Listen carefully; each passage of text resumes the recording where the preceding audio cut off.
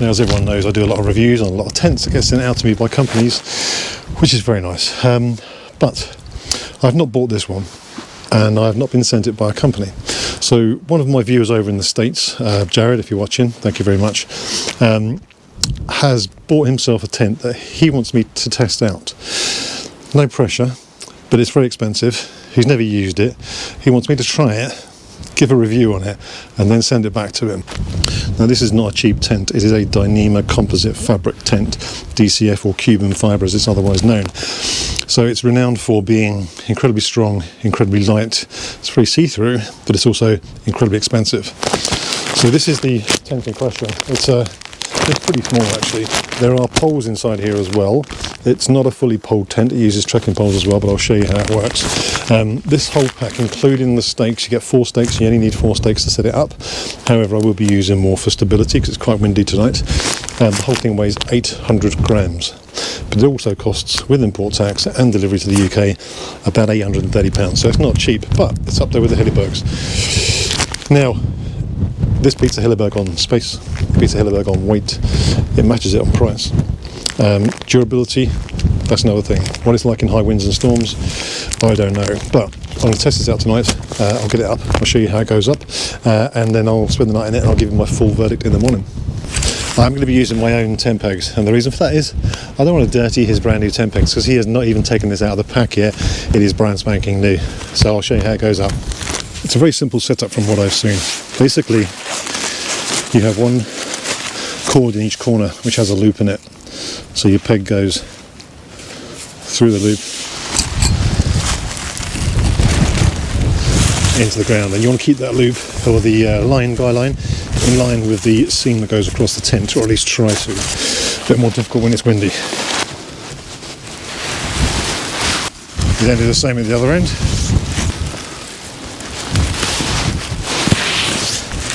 So at the end of the tent, it comes with a folded carbon fibre pole, and this is attached with it. You can take it off if you want to. You can stuff the actual tent into its pack, but it does roll up quite nicely with it.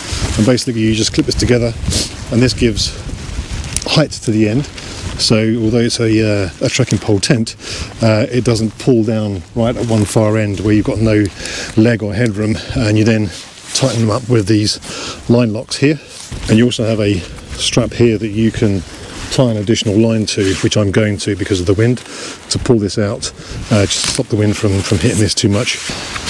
In each corner you've got another tensioner section here, so you can tighten the inner up as well. So once this is all up, you can tighten that and give it a nice decent bathtub. Okay, so you now set your trekking poles to 120 centimetres. They can go in either way, handle down or handle up, but there is actually a grommet in the top here. So basically it's a two-way zip. There's no storm flap on it. It's a waterproof zip. So you just undo the top section, put your pole in,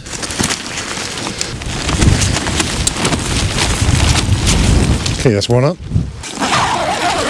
and the second one up. Now, as you can see, there's just, well, there would be just 4 pegs on this, but I've got the end pegs on it.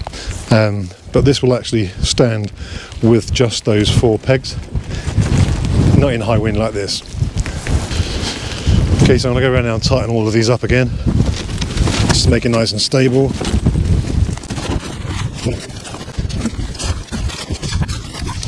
Okay, so that is the main tent structure guide out. I've only used the 4 corner pegs, and obviously those end ones, just because it's quite high winds here. But you can see this is pretty solid, but there's nothing to stop this from pushing in that well. So I'm going to guy out these as well, and there's also some guy out points on the porch doors as well. So I'm going to set those up now.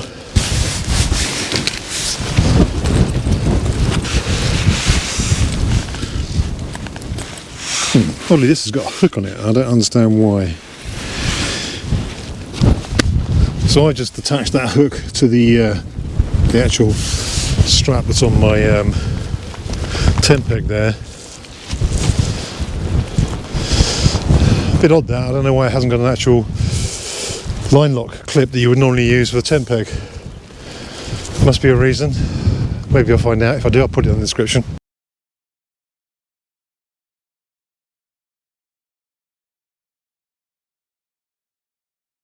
I'll do the same thing with this side now.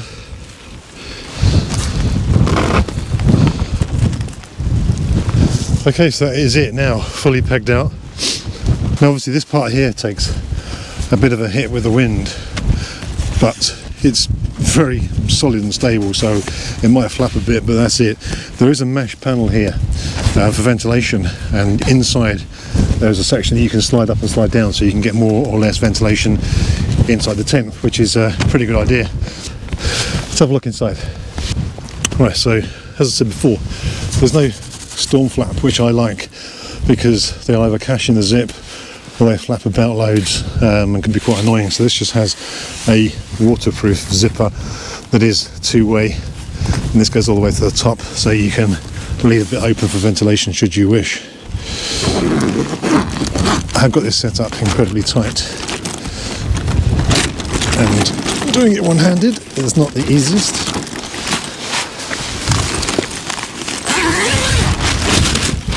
And these are held up with a magnetic strap.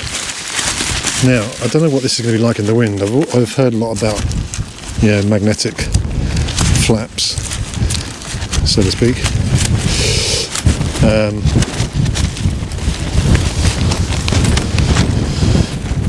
Certainly easy, particularly if your hands are cold.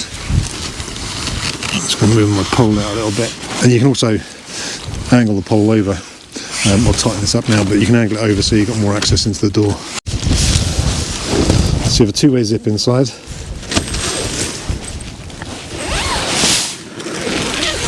One-handed, easy enough.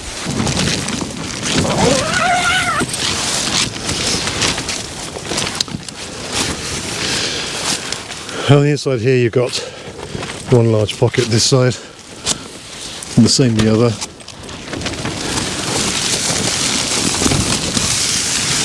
Reinforced corner sections.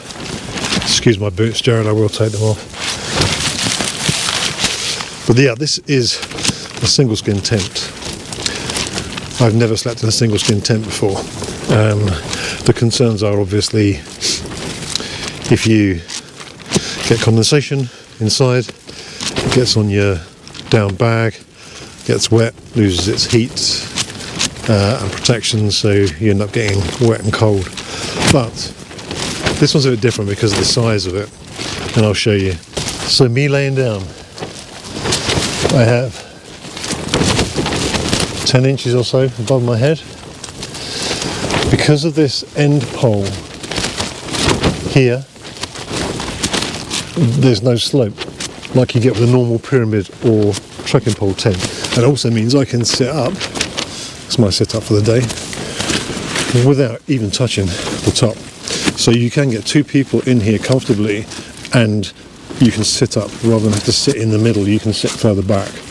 At the foot end, my feet are about 6 to 8 inches away from the end. So there's tons of space inside here.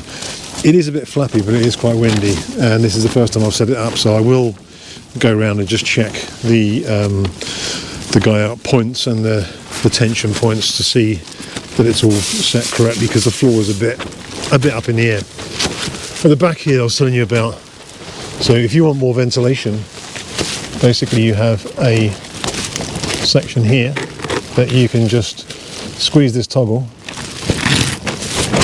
and pull it down, and then you've got ventilation and views, so you can have nice views out in the night time if you want to, and then you just pop that back up again.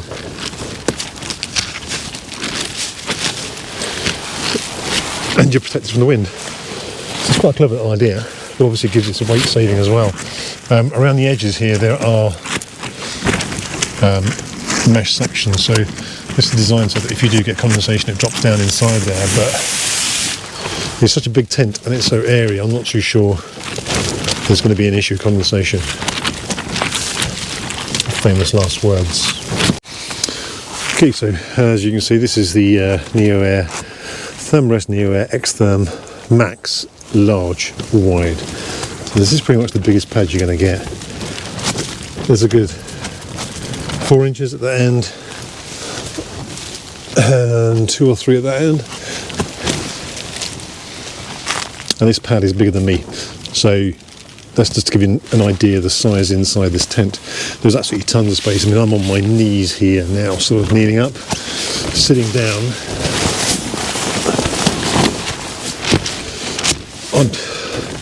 I've got 8 or 10 inches above my head. If I sit on my mat, still a good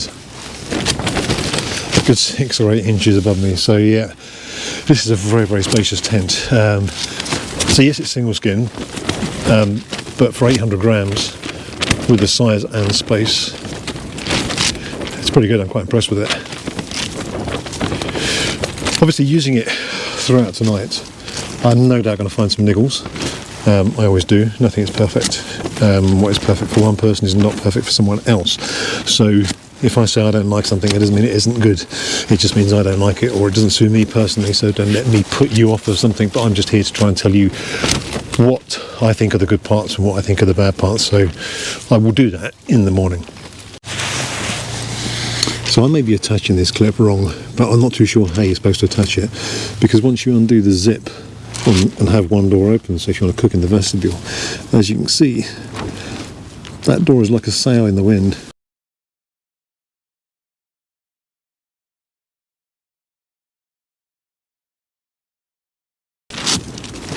It just flaps about all over the place. I don't understand what that little clip is for down there and where it's supposed to go. I didn't see it on the original video that I watched. Maybe it is an older model and they've redesigned it, but I'll try and do a bit of research tonight and find out. The magnetic clips I'm really impressed with. So the outer door rolls up and the strap goes around it and literally just snaps onto the outside of the tent with a neodymium magnet. And then the inside one I thought had its own separate magnet, but it doesn't. It uses the same magnet and it holds really, really well.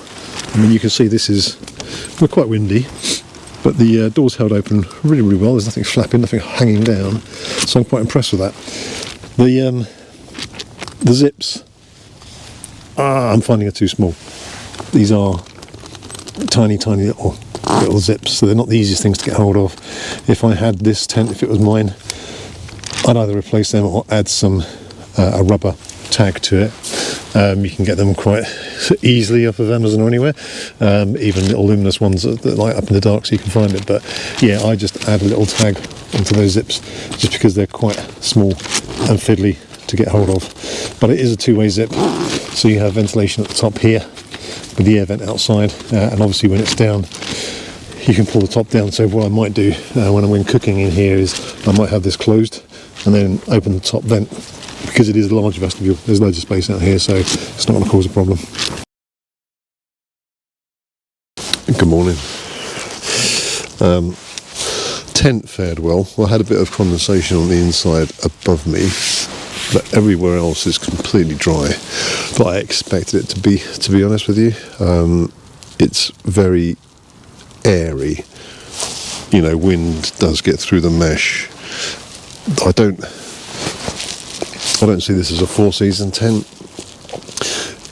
It's supposed to be designed for shedding snow and wind, but the vestibules don't come down to the floor, so you know, if it was snowing you would get snow come underneath there.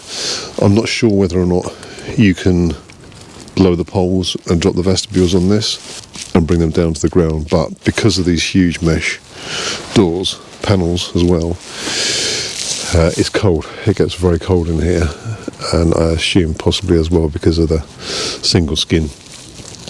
But yeah, it's been fine. So my thoughts on the Tarptent Dipole 2. I honestly don't think it's a four-season tent. They advertise it as, you know, being able to shed snow and very good in the wind because of the design. But obviously, to make it as light as possible, they've used a lot of mesh. So there's mesh doors and mesh panels beside it. The sides don't go down to the ground.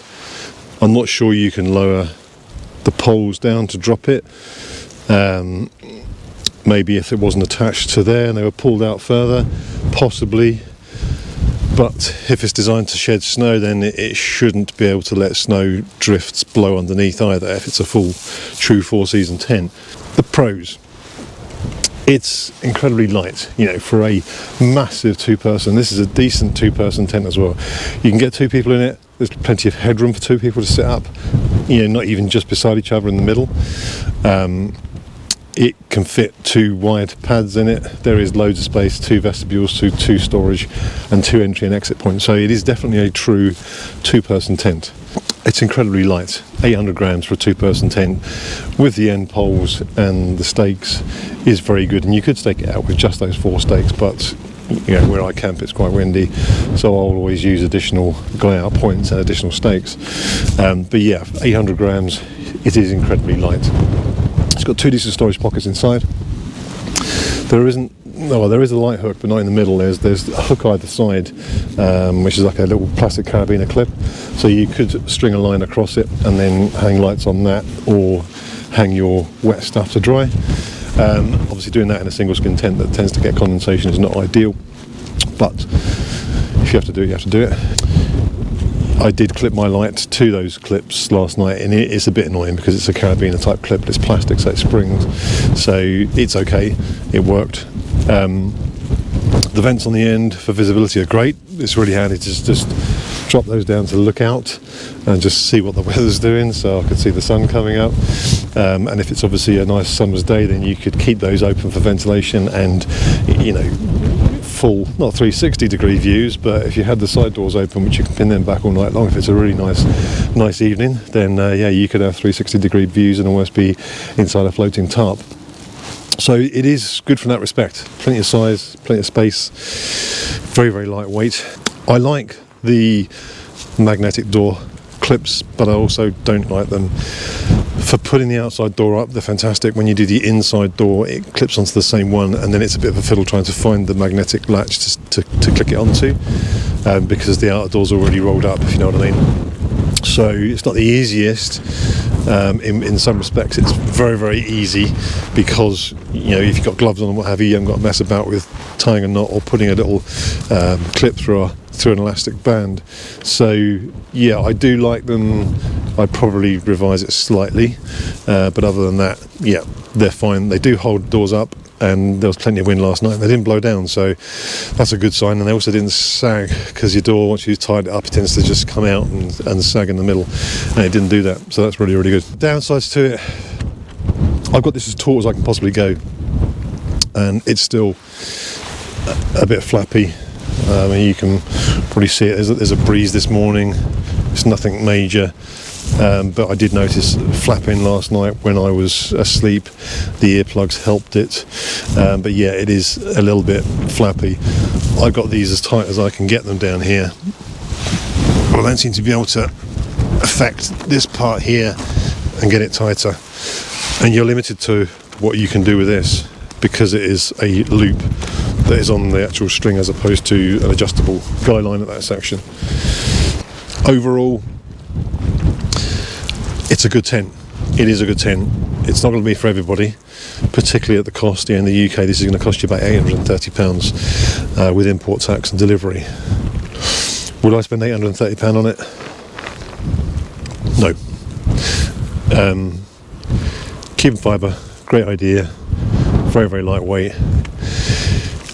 I don't see much difference in the sort of weight benefit to, say, a Lanshan 2 Pro or some of the other similar types of models that are out there, because you've got to use tracking poles as well anyway, so it's not like it's the full tent, but obviously there is more space inside this. So yeah, horses for courses, I'd rate it about 7.5 to 8 out of 10. So it's not for me, but it might be for you if you want some ultralight, very, very spacious 2-person backpacking tent. And then the Tarptent Dipole 2 could be the one for you. Anyway, I hope you enjoyed the video. If you did, hit a thumbs up. If you're not subscribed, hit the subscribe button. And thanks again to Jared for sending this out to me, and I'll get it back out in the post as soon as I can. See you all in the next one.